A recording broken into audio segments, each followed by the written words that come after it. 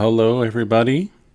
Welcome back to Pali Summer, brought to you by the Buddhist Association of the United States, the Chuanyen Monastery in Carmel, New York, and the Wuju Memorial Library. I'm very happy to be back with you here in this third week of our class, our 10-session intensive class. This is the fifth class. We're halfway through already, believe it or not. And I'm very happy to be joined by several co-hosts that will help us out, both here in the Zoom meeting room and also on the YouTube live stream. For those who choose to join that way, we will be monitoring the YouTube chat and try our best to address any questions that might arise that way too. And so here we are launching into our fifth class. I'm going to share my screen and talk a little bit about what we're doing today. I should mention I did unfortunately perhaps put the syllabus for this week up on the monastery's website a bit late. Perhaps you all haven't seen it yet, but it's there and it looks like this. I actually shared it prior to the beginning of the class. And so today we're going to be covering Pali Primer lessons 9 and 10. That covers the absolutive and the infinitive. And we're also going to take a look. We're going to actually in this class jump over lesson 11, chapter 11, and skip to lesson 12, where we'll find a full conjugation of the present tense. And then in this week, what we're going to be doing is transitioning from Pali Primer to Ger and Krunatilaka. And so that's our second textbook. And we will be looking at that, taking a first look at that today at the end of this class.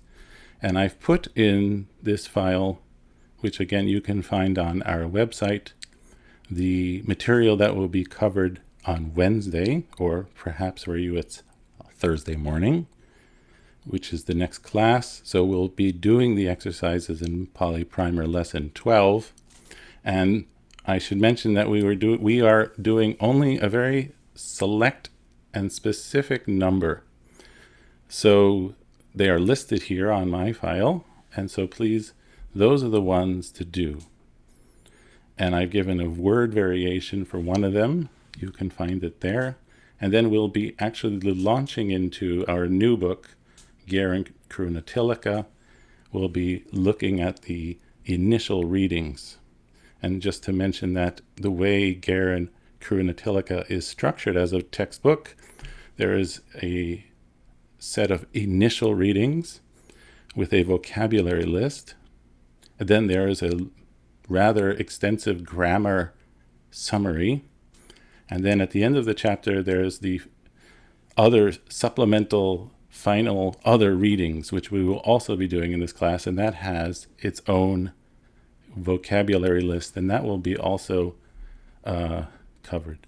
So now what I'd like to do is first ask if there were any questions about Pali Primer before we launch into chapters 9 and 10, about chapters or lessons 1 through 8.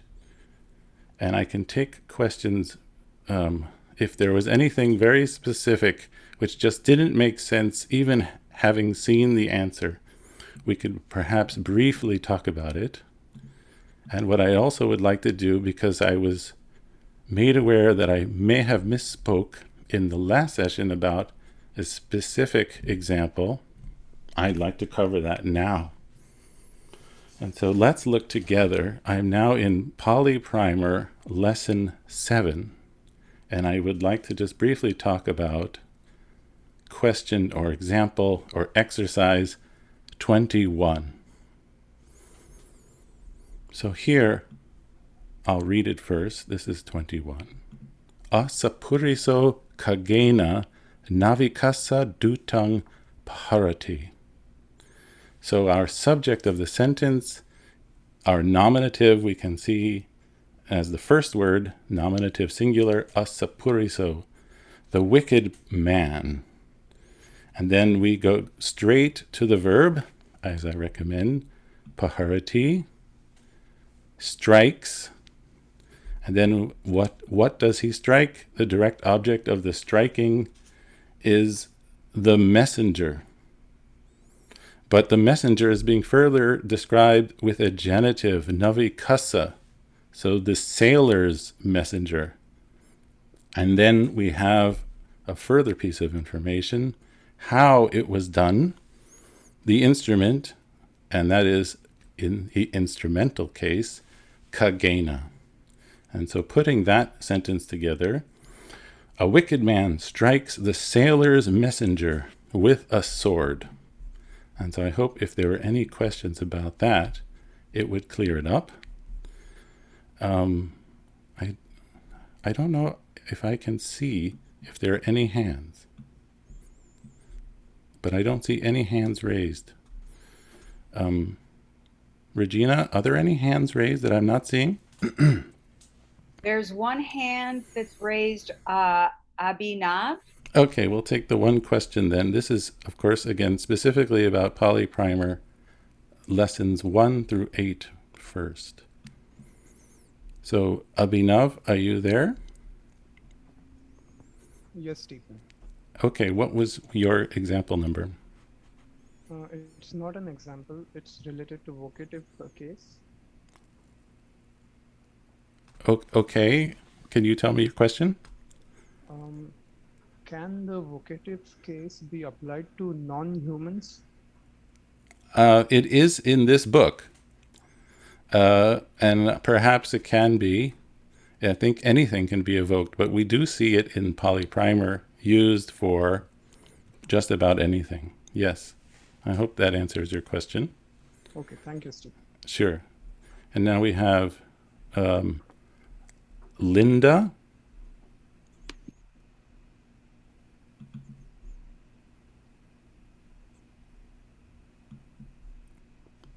Linda? Yes, can you hear me? I can. Which was your question? Which number? It's exercise 8, number 20. So lesson 8? Yes, exercise 8, number 20. Okay, hang on. Let me get there.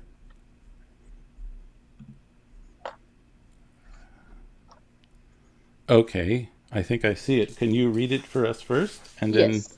and then go for the translation? Yes. Vanija bandani nagarangha gamang aharanti. Okay. So I translated it as the merchants bring goods from the city to the village. My question to you is, gamang, is that accusative singular or dative singular? It should be accusative singular. And remember that generally, most oftenly, verbs of motion like bringing will take the accusative case as its destination. So it should be accusative. Okay, but so we have two accusative then, because bandani also accusative. Yes, that's right. It's a double accusative. Okay, so but it means to the village. Yes.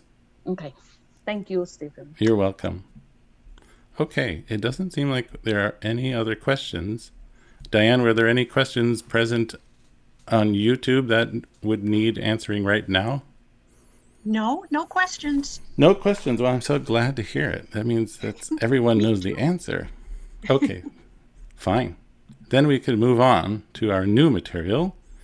And this new material is the absolutive form of the verb, which we have been talking a bit about already. And maybe I'll just quickly once more review. So the absolutive is a form of the verb which is also known as the indeclinable participle. So what's a participle? A participle is when a verb becomes typically an adjective. In other words, it no longer functions as a verb, it functions as an adjective or sometimes a noun, and therefore it is not usually declined, it is not usually conjugated like a verb, but it is declined. And so, for instance, when we would have a present participle or a past participle, those forms need to be declined like nouns, and they are not conjugated like verbs. But in this special case, this special kind of formation, which doesn't really exist in a natural way in English, but it sure does exist a lot in Pali and Sanskrit, is indeclinable. And what does indeclinable mean? It means that it always stays the same. It's not declinable. And so it's easy to know because there's only usually one or two forms. These are variants. They're not lending a different kind of meaning. So they don't reflect the person or number like a verb or a case either. And I also would like to mention that sometimes, and in dictionaries, we see that this thing is called the gerund. And I'll tell you why I'm not fond of this term. It's because it leads to confusion, at least for English speakers. Now, for English speakers in the English language, we talk about gerunds, and what are they? They are verbs that have been turned into nouns using the ing suffix. So if I said, for instance, swimming is great exercise, well, swimming is a noun, but it actually comes from the verb to swim. But I've made it into a noun using this ing. And that's what we call in English a gerund. But that is not what a gerund is. That's not what this is in Pali. And so that's why I try my best to avoid this term, to avoid confusion. It's not because I just don't like it. It's just because it causes a lot of confusion for those who have learned English grammar. And when they hear that word, they think of something very different. And so we are given in the book here several examples of how it is formed. It is typically formed in two ways. The tva suffix, which is probably more common. And so we see here the verb pachati turned into an absolutive by adding the suffix tva, and also in addition it has this vowel put in to smooth out our pronunciation, we might say. So the root is pach, and then we put it together, we have pachitva, having cooked. So notice that in English, we have to use this helping word, having cooked. And so what is being expressed here is that it's an action which is immediately preceding the main action of the sentence. So in English grammar, we might say it has a perfect sense. It's been completed right before the main action or the finite verb. Sometimes, though, an absolutive can have the sense of simultaneity, also happening at the same time. And we probably will see that coming up. And also mentioned in our last session that the absolutive is formed from the root. And so even though we have been learning, for instance, the verb gachati, to go, that verb is formed from what is called a present stem, gach. But the root of that is gum. And so that's what we have here in our third example, gantva. And so it might be a little more challenging in this case to spot the absolutive and understand which verb it is based from. And so we have to know that gantva is based from the root gum, and so we know, therefore, it's related to gachati, and so it's having gone. Sometimes the absolutive is formed with a ya suffix. And so in the first example here, a gum ya, which comes to agamma, it's having come. So here we have our root, gum, to go, or just perhaps go, and it's being prefixed by a strong or a long A, which sort of reverses the direction. So instead of going, it's coming. And it's using this ya suffix. But in Pali, this kind of collection of consonants doesn't work so well. Things in Pali are often, we might say, smoothed over, more gentle on the tongue. And so agamya becomes, in Pali, agamma. And this effect is sometimes called assimilation, because we can say that this mya sound has been assimilated and smoothed out to agamma. And this kind of smoothing out, we don't have to use these fancy grammatical terms, but we see this over and over again in Pali. For instance, a famous example is the Sanskrit word nirvana. But nirvana doesn't work so well in Pali, so it becomes nibbana. It's sort of smoothed out. And so that's what happens here. And that's why we have to recognize this as the ya suffix, but we don't even see the ya suffix. It's been assimilated. It's sort of in there in a way that we can't visibly see.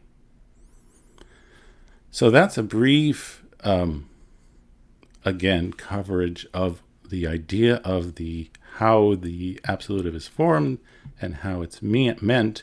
I mentioned again in our last class, to repeat, that Pali has this special form of the root drish, which has the sense of to see. It's very common in Pali.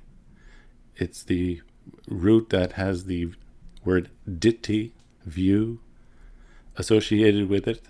And so in Pali we have the present tense pasati, to see, which is related to the word, as you all know, vipassana. And in that word, the prefix v has sort of a sense of a sort of specialness or an enhanced.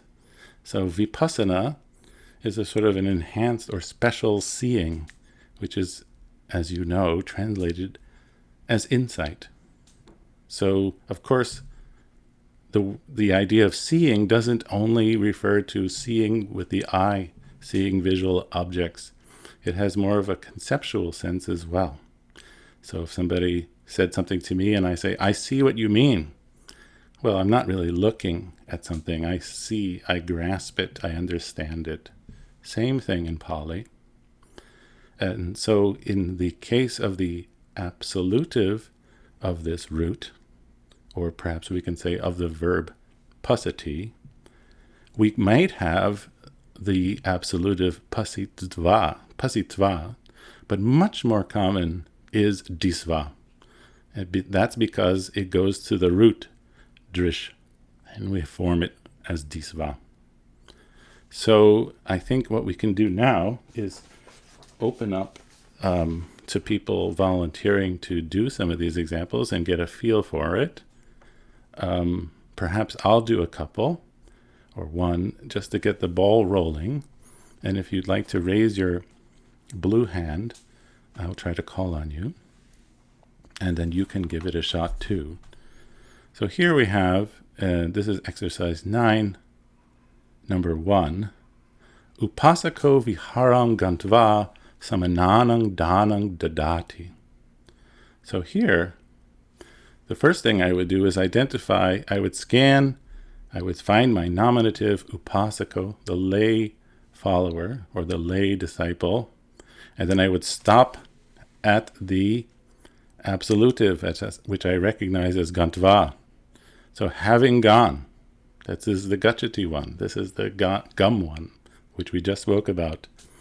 So having gone to the monastery, and notice that the object of that going lies right before it, or right next to it. The lay disciple gives, that's the dadati, this is the finite verb, alms, that's dana, a word you probably all know, which is directly related, as you can see, to the verb dadati. And so the root of this verb is da, D and a long A, da. In fact, dadati is what's simply called or the fancy term is a reduplication, which what all that means is that it's just said twice, dadati. And danang is a sort of form of that, and it means charitable giving or alms. And then we have this samananam, to the recluses or to the monks. And so putting this sentence together, we have, having gone to the monastery, the lay disciple gives alms to the monks. So that's number one. And then I think we can try Christopher. I see his hand up. Would you mind doing for us number 3 first by reading it? Okay. Naraka upani samhaditva matulasa datva hasanti.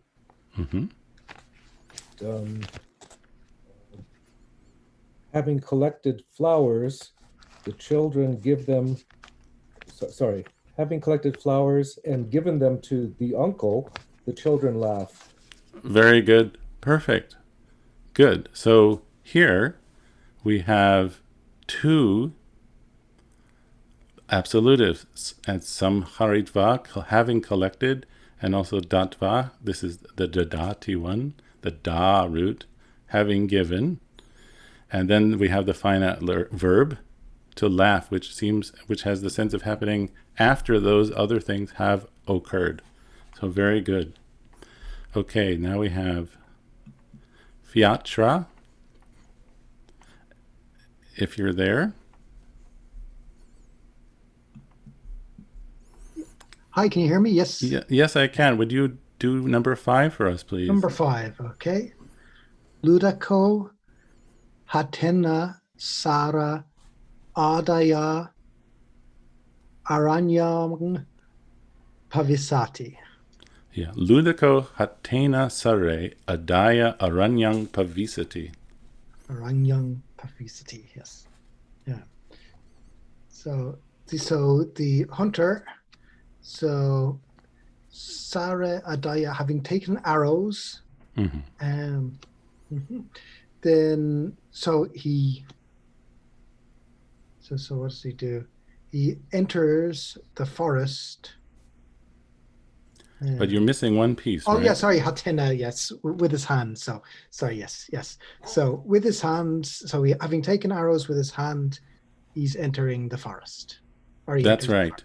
That's right. Very good. So here we have adaya, having taken, and then we have our accusative plural, sare, arrows, and the instrumental with his hand, by hand. And then we have our finite verb, enters, pavisati, and the accusative singular, aranyam, the forest. Very good. Thank you. And now maybe we can try Vira for number 7. Good morning. Vanejo pasanasmin tatwa kudalena sapang paharati. Having stood on the rock, the merchant hits the serpent with the hoe. Vanejo is nominative singular. Pasanasmin locative singular. Tatwa absolutive. What is the verb? What is the verb tatva comes from, please? Paharati. No, the verb that tatva is formed from. Tatwa is stood, standing. Yes, but can you tell me the Pali verb that is based upon? It's ditati. Titati. Yes. Is it titati? Okay. Then the kudalena is instrumental singular. Sapang accusative singular. And paharati is a verb, third person singular. Very good.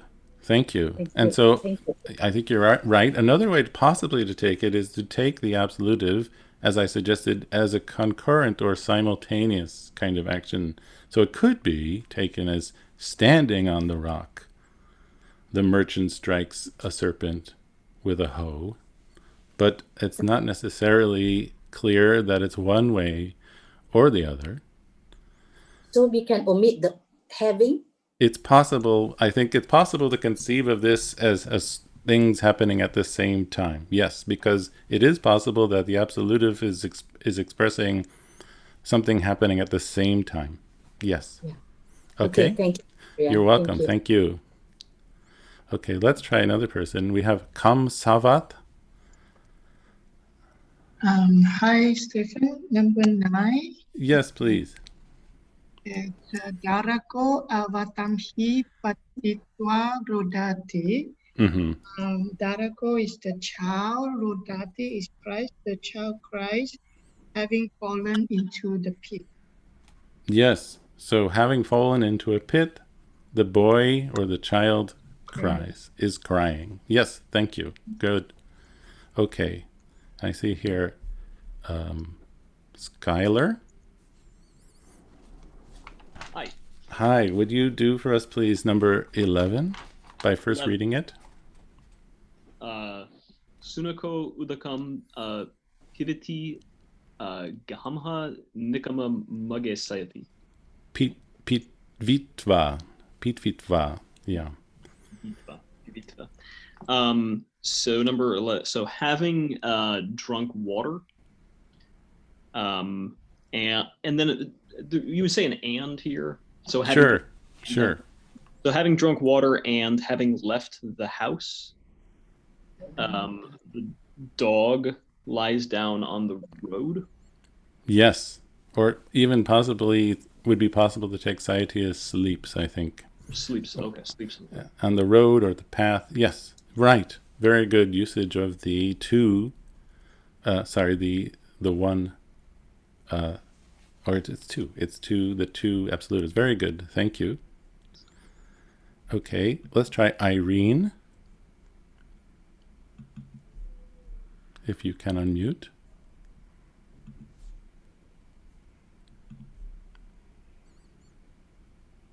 Irene? No unmuting. I don't hear you, but because you're muted. Maybe we'll come back. Oh, there you go. I see you're unmuted now, Irene. Okay. Thank you. You're welcome. Can you do for us 13, please? Puto nahatwa batang butwa mancang aruha sayati. Having bathed and having eaten rice and having ascended the bed, the sun sleeps. Very good. Yes, it's kind of a weird sentence, but this is a typical way, I have to say, that, not this sentence, but a typical way that Pali sentences are sort of stuck together to make very long sentences.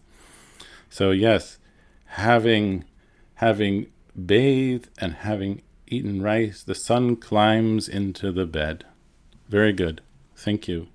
Maybe we'll take just a few more. We'll skip around just a bit. Gillian?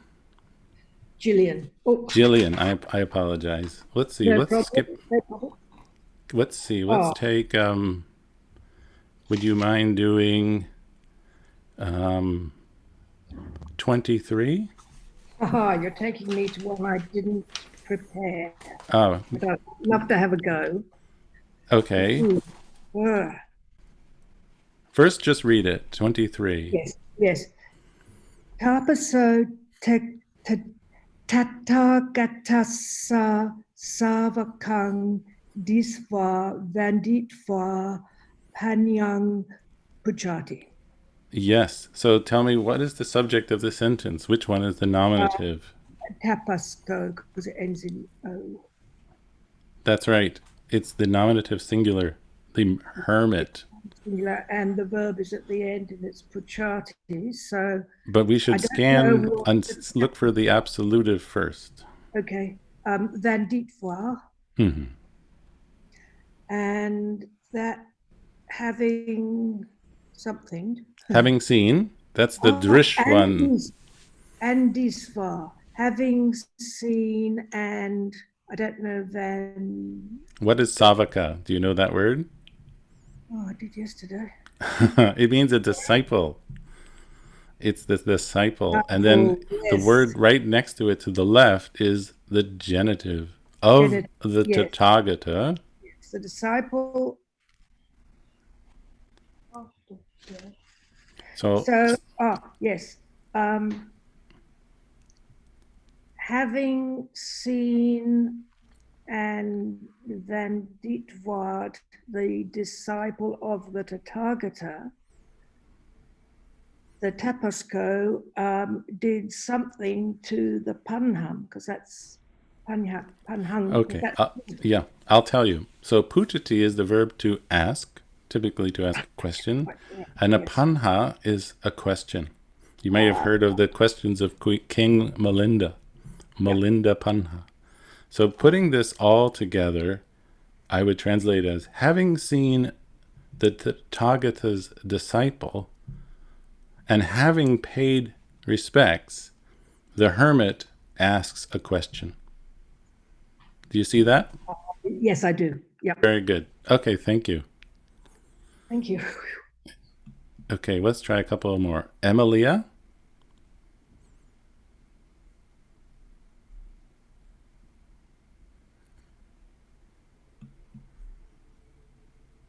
Perhaps not there.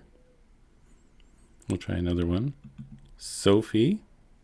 Hi, yes, can you hear me? I can. Can you try for us 27? Yes. Darago, Geha, Nikama, Matulang, Patkositwa, Geham, Babisati. The main object is Darago is the child, and the verb is Babisati is enter. The object in Geham is the child enter the house. And we have two absolutives here. Geha Nikama is leaving the house. Matulam Patkotiswa is calling the uncle. So the whole sentence is leaving the house and calling the uncle. The child enter the house. Exactly. Very good. Thank you. I think that's exactly right. So we have nikamha, that's one of those ya assimilated kind of absolutives. Nikamati is the verb to enter, and then, or actually it's to go out from. And then pakositva, that's the verb pakositi, to summon or call to. And notice that they take their objects immediately to the left of them. And then we have the finite verb, and then its object is also immediately to its left, gehang. So exactly as she said, that was perfect. And then let's try perhaps, finally, we can try Linda, if she's there, with number 29. Okay. Kumarasa Sahayaka, Pasadang Ariha, Asanesu Nisidanti. Pasadang. Pasadang. So I translated it as having Ariha is having climbed into the palace with having climbed into the palace. Sahayaka is the friends of the boys' friends. Yes. Nisidati is sitting on the seat. Yes. Very good. So putting it all together, so boys' friends, or friends of boys, having climbed up to the palace, sit on seats. Very good. Right, thank you. You're welcome. Okay, so I'll just ask quickly if Diane, if there were any perplexed people on the YouTube that had questions about this exact lesson number 9. There were a couple of questions that I answered, and I believe I answered them correctly. Well, I trust you totally. And so I hope they have the answers, and I hope everyone now has gotten their feel for the absolutive and understand how it works. I also would like to ask for those on Zoom, if you have asked your question or participated, if you could lower your hand, and so it doesn't become just a wall of blue hands for me. Please, once you've done your thing, if you can kindly lower your hand. If you haven't been called on yet, you can, of course, keep it raised. Okay, so we're going to move on to lesson 10, which is the infinitive. And the infinitive is the normal way in English we refer to a verb, so it should have a sort of easy way of understanding it. And it's also easily formed with the suffix tung, pachi tung. And it's, of course, in a not finite form. And so it only has one way of being formed. And so we just recognize it immediately as the infinitive. It doesn't have a person, it doesn't have a case, it doesn't have any of that. So again, pachati, pachitung, to cook. And so we have our examples. Maybe I'll do the first one and then we'll do like we've just done in the prior one. We'll do it sort of together. So I'll try maybe the first one. Kumara vanamhi mitehi saha kilitva batang bunjitung gehang davanti. So here we have the subject as the first word, the nominative plural. And then we can scan right up to and stop at the absolutive form, kilitva. That is having played. And then we have our instrumental of accompaniment together with friends. And then we have more information. It's a locative, in the forest. Then we can keep scanning and go up to our finite verb, our last word, davanti, run home, gehang. And here is our infinitive, bunjitung, to eat. So it's bunjati in the infinitive, to eat. And what are they eating? Batang, rice or food. And so therefore we have boys, having played together with friends in the forest, run home to eat food, or run home to eat rice. I'll do one more to explain. Number 2. Miga tinang kaditva udakang patung pabatamha oyanang agachanti. Quite a mouthful. So here, our subjects are deer plural, miga. So that's our nominative plural, long A ending, right? And we scan, immediately come up to our absolutive, kaditva, having eaten. What have they eaten? Well, deers eat grass. Tinang, having eaten grass, deer, and then here's our finite verb, agachanti, they come to the park, or yanang, and this is a ablative, from the mountain. And then we have our infinitive, patung, to drink, and the object of that is udakang, water. So having eaten grass, deer come to the park from the mountain to drink water. And so I hope you were all able to unscramble that. Sometimes I have to say that in Pali Primer, there's sort of a challenge to unscramble. It's sort of designed to be a little bit like a crossword puzzle, but that's okay, because we're learning. It's the main point of this is to learn our case endings and these other forms of the verb. So maybe now I'll try Tet, if you can mute. Yes, thank you. And would you mind reading and translating number 4 for us? Yachako matulasa kudalena avadam kanito ichati. Yachako is the beggar, singular. Matulasa kudhalena avadon. Avadan kanito. So the absolutive is kanito. Not absolutive. It's the Oh, sorry. It's the infinitive. The infinitive. Yes. Yes. Thank you. Yes. Avatam is the pit. That is the accusative. Matulasa kudhalena. Kudhalena. With the whole. It's instrumental, right? Instrumental, yes. Matulasa is the uncle. Yes. The fourth case, the Genitive. Sorry, genitive. That's right. You're right. Yeah. So the beggar to dig a hole with the uncle's hole. HT is wishes. So the beggar wishes to dig a hole with the uncle's hole.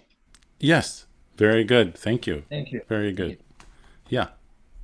Okay. And then we have Sin We, if you can unmute.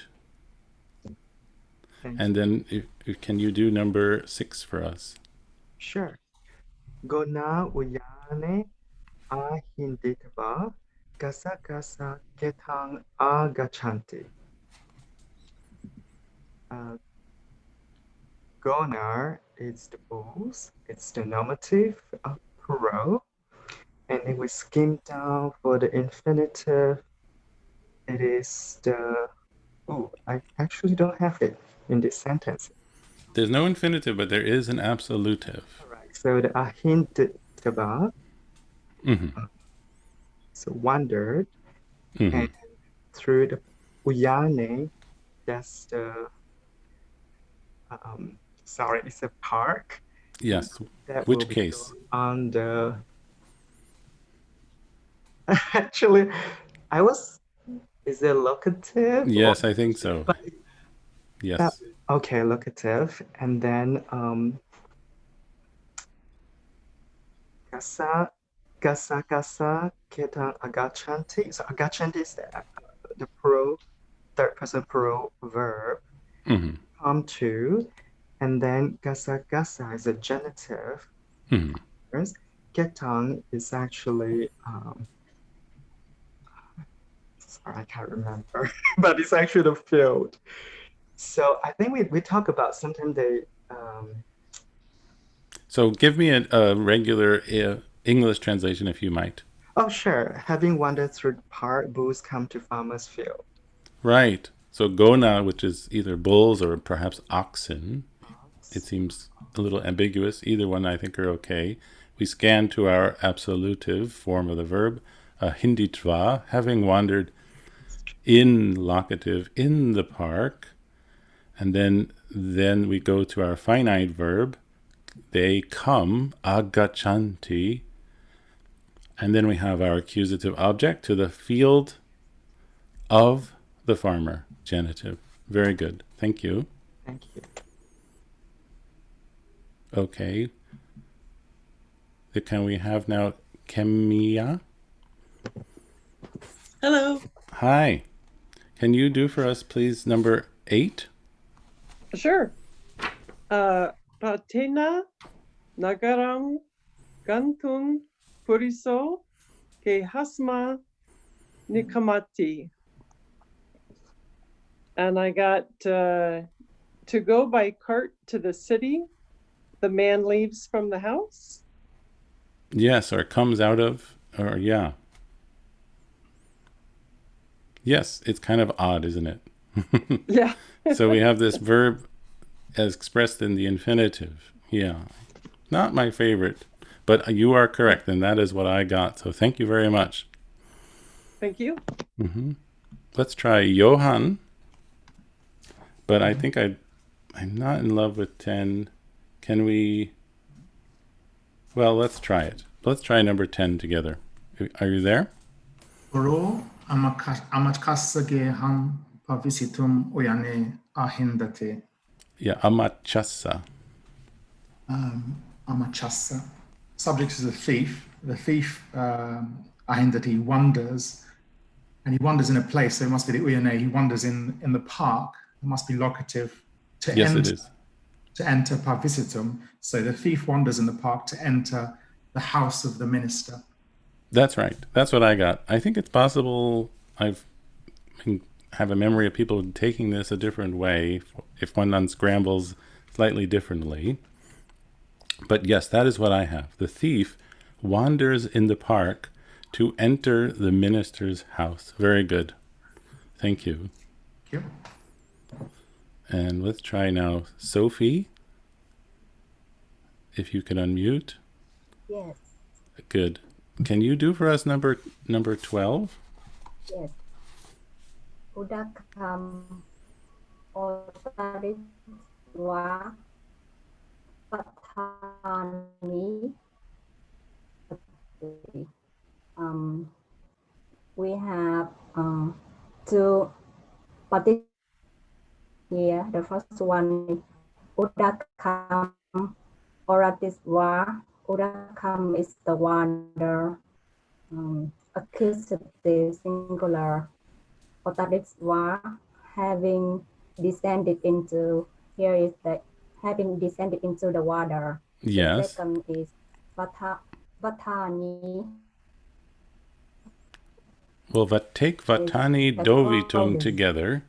So what is Dovitum? Accusative plural. No, it's not accusative. It's is to wash. That's right. It's our infinitive. Infinitive. Yeah, it's infinitive to wash the clothes. And that's right. Rajako is the washerman. Uttam is the accusative singular for the sun. Patkosati is calls the man. Right. I think you've got it right. Having descended into water, the washerman calls the sun to wash the clothes after descended into the water. Yeah. Okay.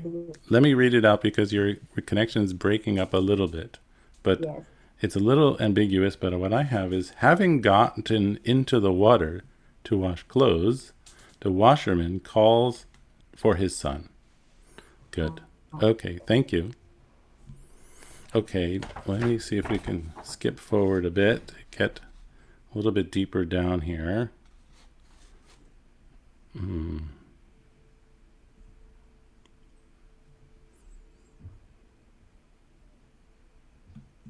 I think we have Juan.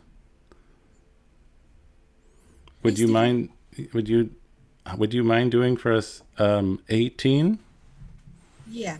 Before I do that, can I ask a question about yes. the tenses? Yeah. So I'm still a little bit confused about the tenses that I can use for translating sentences with the gerund or absolutive. So sometimes I notice that the present tense is used. So the sense of the absolutive is an action which is generally completed right before the main verb of the sentence. But sometimes, as we said, it could be happening at the same time. Yeah? Okay. So it depends on the sentence. Yeah. Why don't we back up actually to 16, although I did say 18 because I see there is a absolutive there. And why don't you do 16 for us because that contains that. Would you mind? Yeah. Gamam ha nikar mitwa nagare wasitun ichanti. Nara, that's the noun plural form of nara. So gamam ha is a ablative case. Yeah. And what is nikamitva? That's the gerund. Yes. Well, absolutive. It's the absolutive. And how would you translate it? I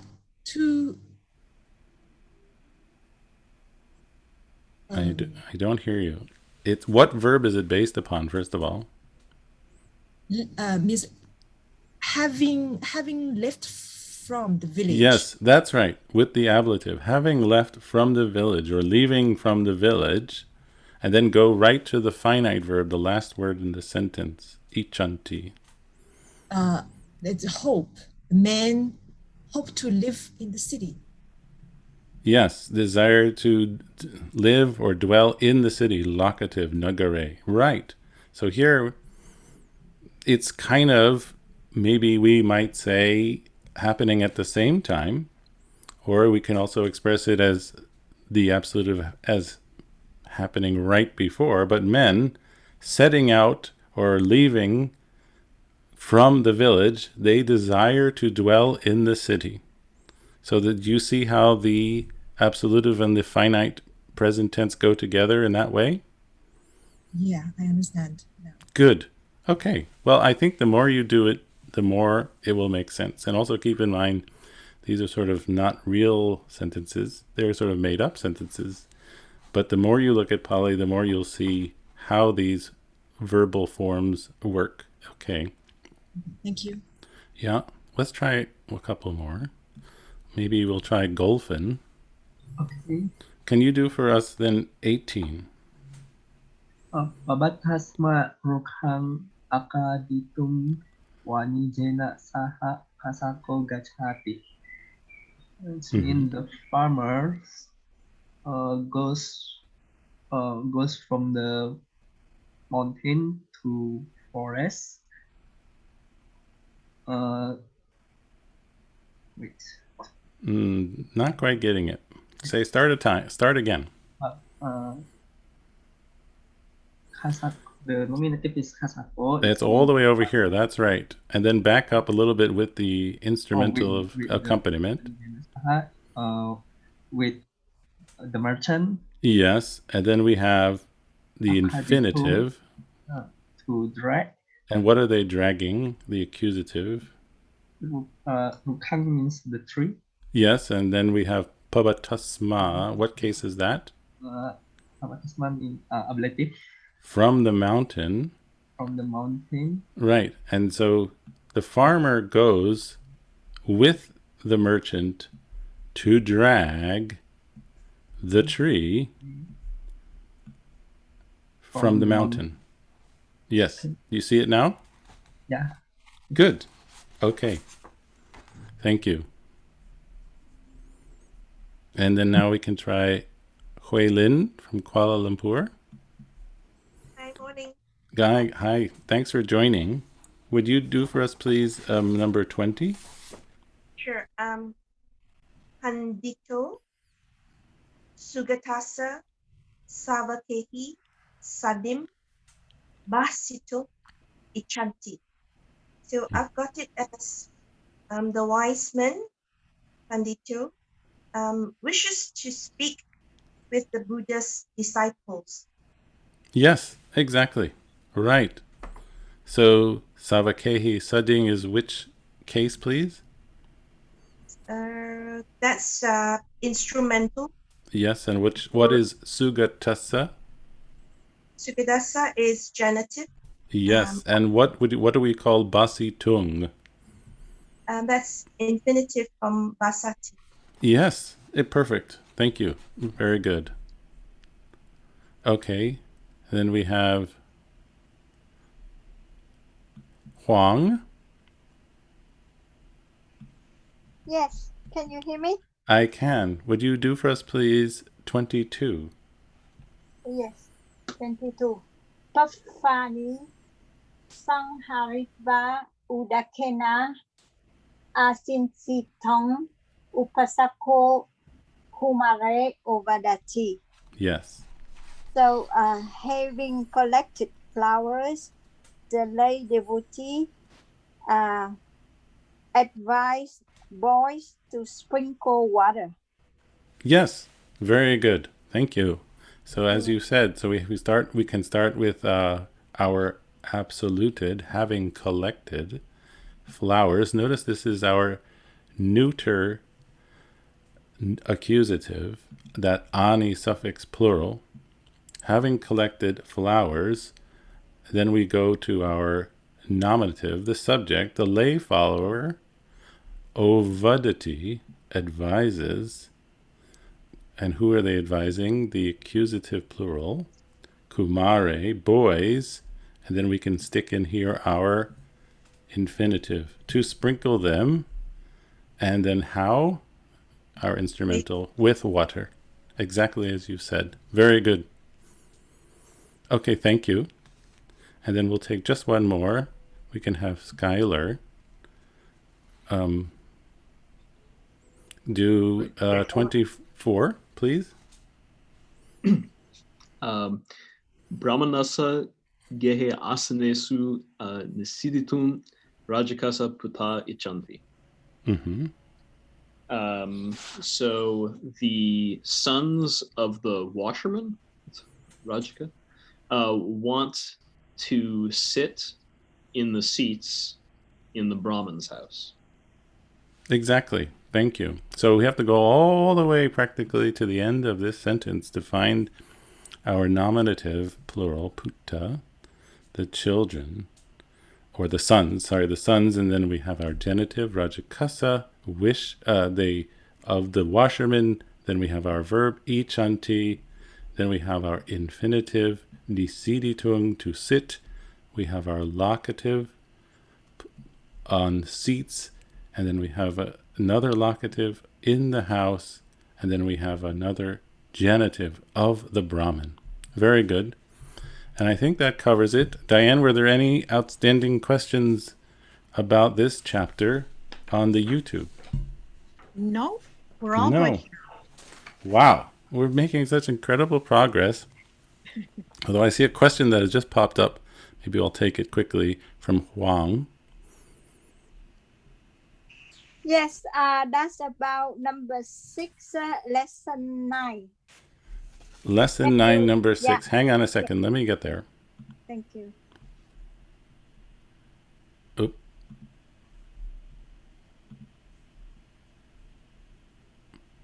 Okay. What is your question?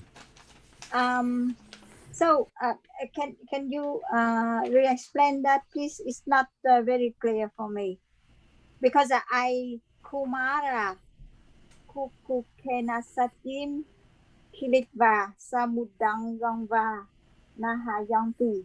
So I translate by boys go to the beach to bath and play with the dog. No. Yes. So how I would take it, I would say, because in using the run here is very hard. Okay, let me try, okay? So I would start right here, kilitva, with the absolutive. Having played, then we have our instrumental of accompaniment, together with the dog. And then I would take the second instrument, second absolutive, and having gone to the sea, samudang, that's the accusative of gantva, object. Then our subject, the nominative plural, boys, naihayanti, bathe. So having played with the dog and having gone to the sea, boys bathe. Oh, yeah. Thank you. Okay, you're welcome. And I see another question from Gillian. Did I say it right this time?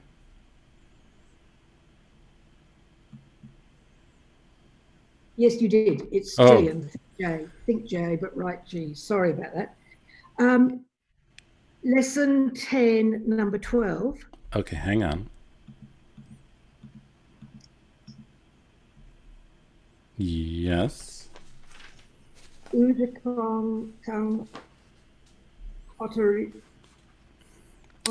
I'll read it out for you.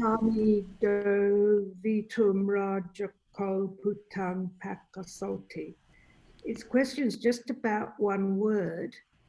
Vata, Vatani, that looks like it's neuter, but elsewhere we had Vata as cloth. Is vata not, I think vata is indeed a neuter noun, vatang, and it's neuter plural accusative. And it's the object of dovitung, which is the infinitive, to wash clothes or cloths. I guess a plural of cloth is clothes. I'm not sure. It's the famous word of a sutta in the Majjhima Nikaya, the Vata Sutta. So does that answer your question, Vata? Yes, thank you. Okay, you very good. much. You're welcome. One more question, Catherine. Yes, Stephen. Yes. I need clarification for lesson 10, number 2. Okay. The Miga migat. tinang kaditva, the one I did. Okay, what did I do wrong? Yes. Okay. No. I just for uyanang. Is this a dative singular or is it a neuter noun? Like to the It's definitely not a it's definitely not a neuter dative. So It's dative singular. No, I think it's an accusative singular. To the park. Yeah. The park. So it's uyanang instead of uyanaya. I thought uyanang is Accusative. Plural. No. Dative. No, it should be. It's a neuter noun, I believe, and it's found in the accusative singular case. Singular. Yeah, the park, one park. The park. Trying to find it for park. us. Yeah, because generally, verbs of motion take the accusative, not dative. Oh, instead of dative, it is accusative. So here you see in our list, uyana is a singular neuter noun ending in short a, uyana. And then uyanang would be, I believe, the accusative singular. And so this verb of motion, agachanti, they come. We use, of course, in English, you're quite right, this prepositional phrase, to the park, but in Pali it's expressed in the accusative. The destination of the coming is expressed in the accusative case. Okay, does that help? It should be, yes. Thank you for the clarification. Okay, you're welcome. Thank you. Rob M. Yeah, hi, Stephen. Could we just for a moment go back to the previous question, lesson 9, question 6? Okay, hang on. Okay, I see it now. Right. Now, the way that I translate it is, having gone to the ocean, the boys bathe with the dogs. But you put with the dogs with playing rather than gone to the ocean with the dog or bathing with the dogs. How do I know when so how do I know which sequence to put them in? Yes, it's a good question, and it is ambiguous in this sentence, but I'm doing it simply by the nearness or the proximity. So since the absolutive here, kilidva, having played, sudding kukurena is right next to it, and we know that the object, so to speak, of the absolutives generally lie right before them, I take it together as a group, a block. I wouldn't put it with the finite verb. You see that? Okay. Okay. Thank you. So maybe we should move on. Excuse me, Stephen. Yes. Just 3 quick questions. Okay, just 3. Go ahead. Well, maybe not. So lesson 10, question 21, someone asked for how that was to be translated. And I typed in what is in the key because I couldn't trust what I had. Okay, let me take a look. Samudang taritva dipang gantva vatani aharitang vanija ichanti, right? So having crossed, that's taritva, the sea, and then I take the next 2 together, and I put the word and in to help, and having gone That's gachati in the absolutive, to the island. That's again right next to it as the accusative. Then I have the subject of the sentence, which is the nominative plural here, vanija, merchants, desire, ichanti, to bring. This is our infinitive, clothes, vatani. Is that what you had? Or something That's different? actually what I had, crossing the sea and having gone, and yes, merchants desire to bring cloth to the island. It's just that the key, and I've mentioned this before, the key has it completely in another way.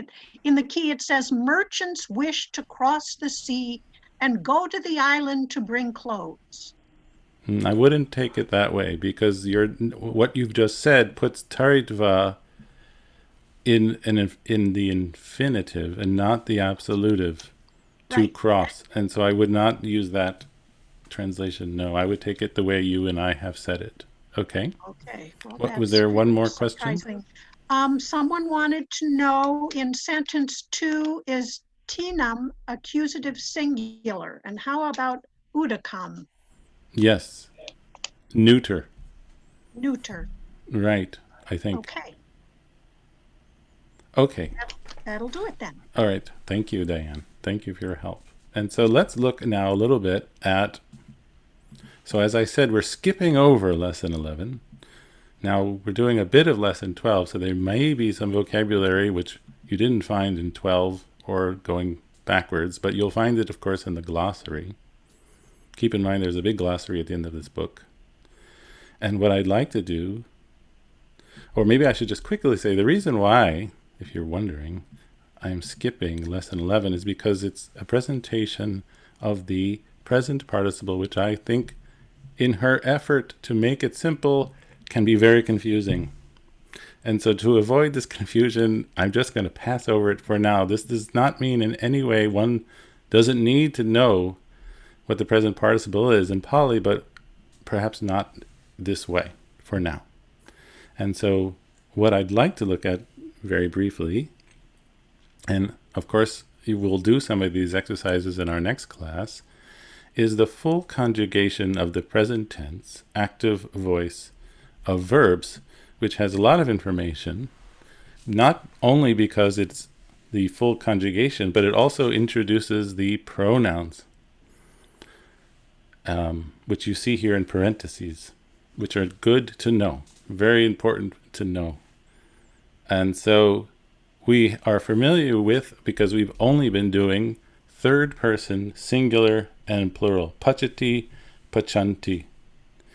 And so this word so is he.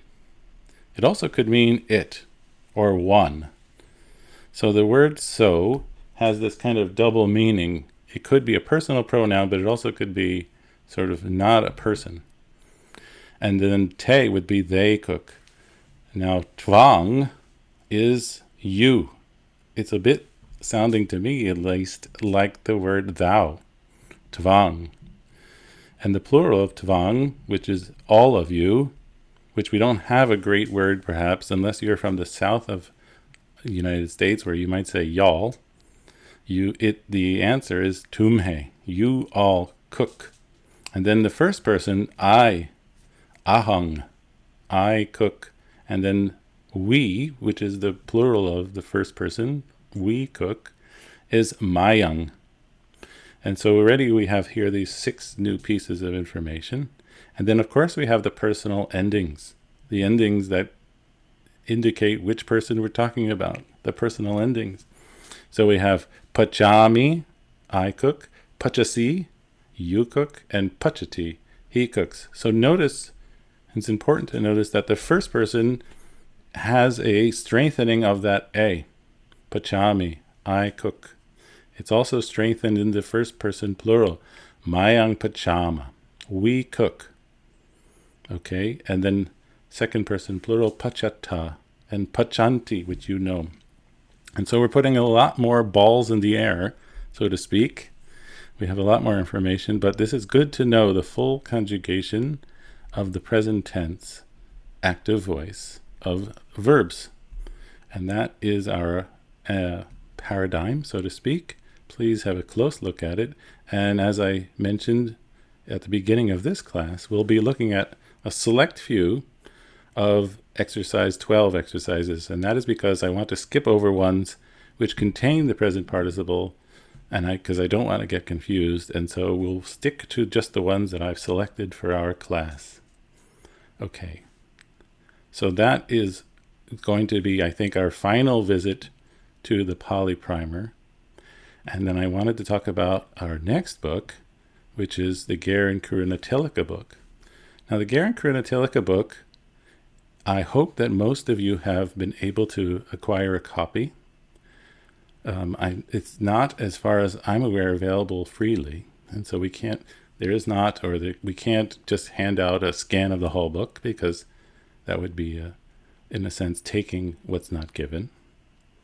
But we can do something very close, which is I can give you a file which I have created, which is a word processing file, a Microsoft Word file of the readings, which might be helpful to you because you can adjust it however you see fit, as well as a scan of the grammatical explanations, which is here. And this has all been placed on the website.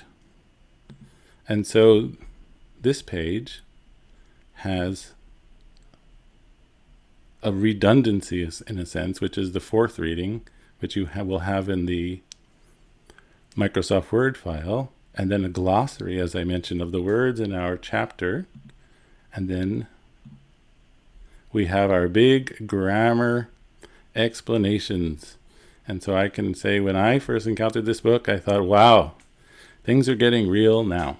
And so we have our full paradigm of the masculine short A. So this is kind of not new for you. It's kind of like old hat. You're used to this already. You've seen it for a while. Our word here is the Dhamma, kind of a good word to know. The doctrine, the quality, and many other senses. So as I have said before in this class, the word Dhamma is not a word that one can just choose a single translation word and be done with it. It's a word that has lots of meanings, which has to be translated on a need-specific basis. And we have our neuters, which we've had already too.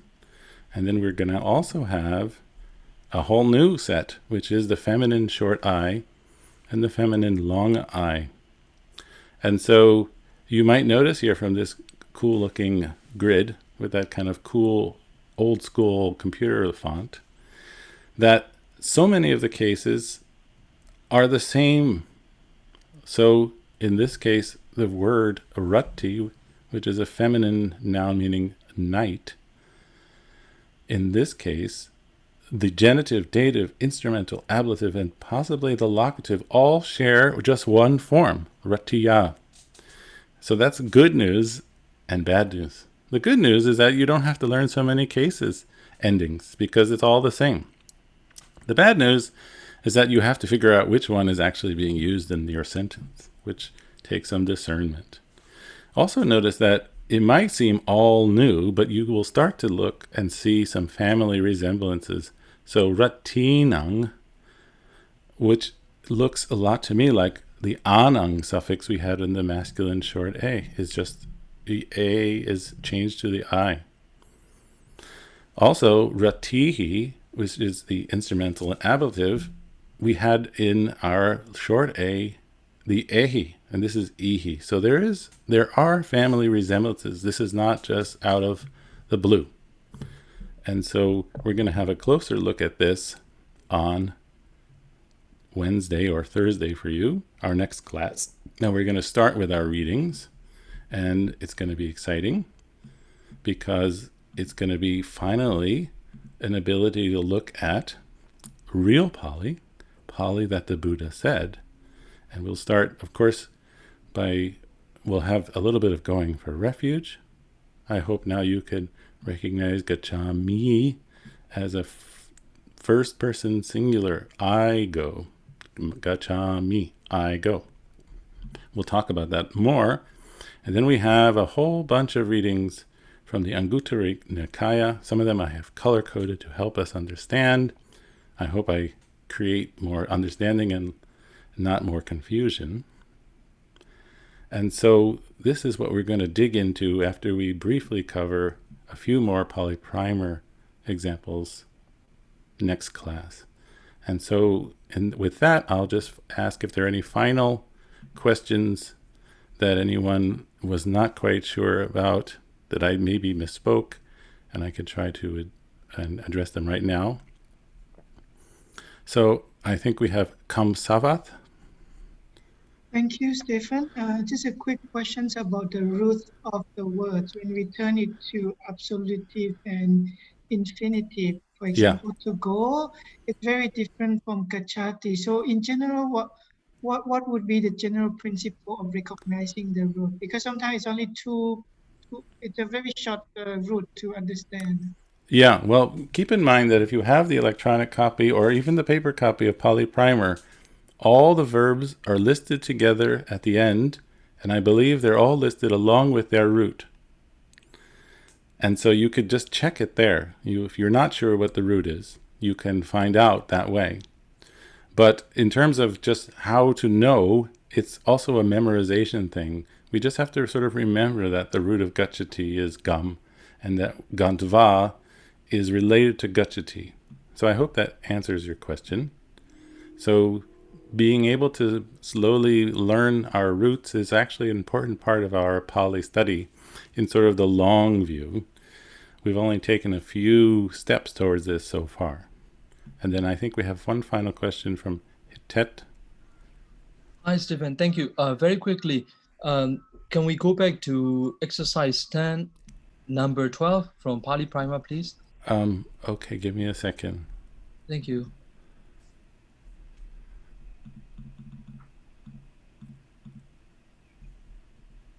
Okay, what is your question? As in this case, my question is, can dovitong, the infinitive, take the verb, the absolutive autoritua? So I'm not clear if the washerman is already in water when this sentence is said. Yeah, it's a good question. And as I've said several times, a lot of the sentences in Pali Primer in particular are ambiguous. It's hard to say exactly, and it is possible to interpret them in different ways. But I've translated it as having gotten into the water. That's udakang otaritva, right? And then I just keep going in order. To wash, the infinitive, and the object of that is clearly vatani, clothes. The washerman calls, that's the finite verb, pakosati, to or for the sun. So does that answer your question a little bit? One more question, Stephen. Do I need to differentiate which comes first, which in the coming days when I read actual Pali? I don't really understand your question. I think maybe we'll set that question aside when we start reading actual Pali together next class. Okay. Yeah. And we'll get it takes a little practice, but I think we'll be able to do it together. Okay. Thank you. Well, thank you, you're welcome. So thank you all very much. And I hope you all come back.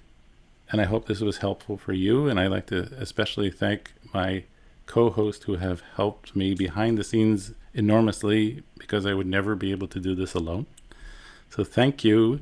And I do hope that this is all making sense. Again, all the information for this class should be found on our monastery website. That's baus.org. And then I will again try to take questions at the beginning of our next class, which is either Wednesday for me or perhaps for some friends in Asia, Thursday morning. Thank you very much. I'll see you next time, and happy studying Pali. Thank you. Bye-bye now. Thank you. Bye. Bye-bye. Bye-bye.